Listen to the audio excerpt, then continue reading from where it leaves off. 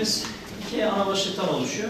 Bir tanesi bizim yazılım atölyemiz dediğimiz bir atölyemiz var. Burada bir 10 kişilik 10+1'lik bir sistem kurduk. Gençlik ve Spor Bakanlığı'nın desteğiyle kurduk biz bu projeyi. Gençlik ve Spor Bakanlığı'nın destekli projede birincisinde işte atölyemizde, yazılım atölyemizde yazılımların geliştirilmesi uygulanıyor, öngörülüyor. Ve bu yazılım geliştirmede özellikle eğitimci olan, yani bilişim teknolojileri öğretmenlerimiz var. Onlar şu an eğitimlerine başladılar ve yazılım geliştirme ortamlarında yazılım geliştiriyorlar. Altyapısını barındırıyoruz burada. Bu stüdyoda kayıt ve canlı yayın, yani tabii canlı yayın şu an bir kablo TV üzerinden yapılmıyor ama özellikle YouTube gibi sosyal mecralarda anlık canlı yayınları siz görmüşsünüzdür. Dün itibariyle başladı eğitimimiz, 12 kişilik bir eğitim grubumuz var. Onlara özellikle eğitimci, yani bunu okullarda diğer öğretmenlere ve öğrencilere verecek, eğitimleri verecek öğretmenlerimize eğitim aldık. Başta eğitimci, evet. Eğitimcilerine. Evet. Evet. Bugün Hilvan Anadolu İmam Hatip Lisemizde bir teknolojik bir projenin açılışına imza atmış olmak için buradayız. Öncelikle Hilvan olarak bizi yalnız bırakmayan değerli protokol üyelerine ben teşekkür ediyorum. Sayın Hakimimize, ilçe jandarma komutanımıza, belediye başkanımıza, siyasi parti başkanlarımıza, kanaat önderlerimize ve bize bu mutlu günde yalnız bırakmayan bütün Hilvanlı paydaşlarımıza biz teşekkür ediyoruz.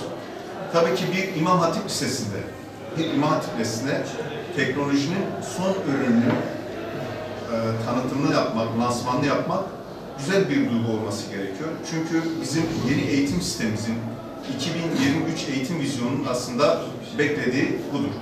Çocuklarımız hem burada maneviyatını öğreniyor, hem de teknolojinin son ürünü olan bir şekilde kendini dünyaya anlatabilecek, varoluşunu dünyaya tanıtabilecek bir dijital ortamı gerçekleştirmişlerdir buradaki hocalarımız. Ben bundan dolayı proje yürütücümüze, okul müdürümüze ve öğretmenlerimize katkı sağlayan Gençlik Spor Bakanlığımıza ayrıca teşekkür ediyorum. Bismillahirrahmanirrahim. Bugün Hilvan ilçemizde, Hilvan Anadolu Lisesi, İmam Hatip Lisesi'nde güzel bir gelişmeye tanık oluyoruz. Hilvan'da bilişimle ilgili bir proje açılışını yaptık. Çok güzel bir proje. Hakikaten Hilvan'daki öğrencilerimizin, eğitimcilerimizin sosyal medyada, gerekse medyada diğer yaptıkları güzel çalışmalarını inanıyoruz ki bu çalışmaları burada da kanıtlayacaklardır. Ben bu konuda özellikle Spor Bakanlığı'nın ve İlçe Milli Eğitim Müdürümüzün, okulumuzun yaptığı katkılarından dolayı kendilerine teşekkür ediyorum. Bu konuda inşallah öğrencilerimize hayırlara vesile olmasını diliyorum. Merhabalar. Bugüne kadar katıldığım projeler arasında en anlamlı proje olarak değerlendiriyorum bu projeyi. Çünkü bizim ülke olarak en büyük eksiğimiz teknoloji anlamında. Bismillahirrahmanirrahim.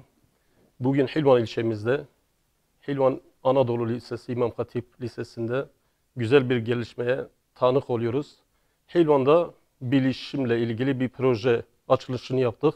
Çok güzel bir proje. Hakikaten Hilvan'daki öğrencilerimizin, eğitimcilerimizin sosyal medyada, gerekse medyada diğer yaptıkları güzel çalışmalarını inanıyoruz ki bu çalışmaları burada da kanıtlayacaklardır.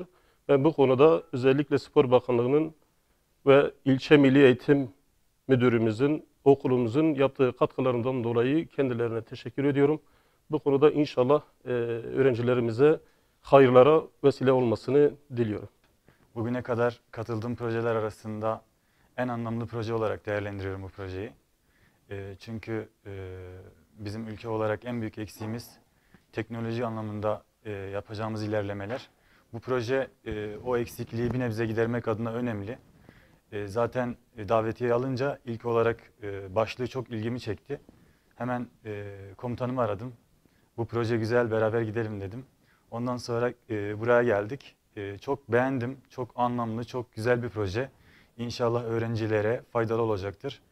Bu vesileyle dün Cumhuriyet Başsavcılığımıza gelen Adalet Bakanlığı'nın okullarda seçmeli ders seçimiyle ilgili yazısından bahsetmek istiyorum. Biliyorsunuz yine ülkemizde en büyük eksikliklerden biri öğrencilerin hukuk ve adalet ve demokrasi bilincinin gelişmesi anlamında eksikliklerimiz var. Bu konuda sayın okul müdürlerimize çağrıda bulunuyorum. İnşallah öğrencileri hukuk ve adalet alanındaki seçmeleri anlamında teşvik etmelerini diliyorum. İnşallah hepimiz için hayırlı bir proje olur. Teşekkür ediyorum. Bugün Hilvan Anadolu İmam Hatip Lisemizde bir teknolojik bir projenin açılışına imza atmış bulunmak için buradayız.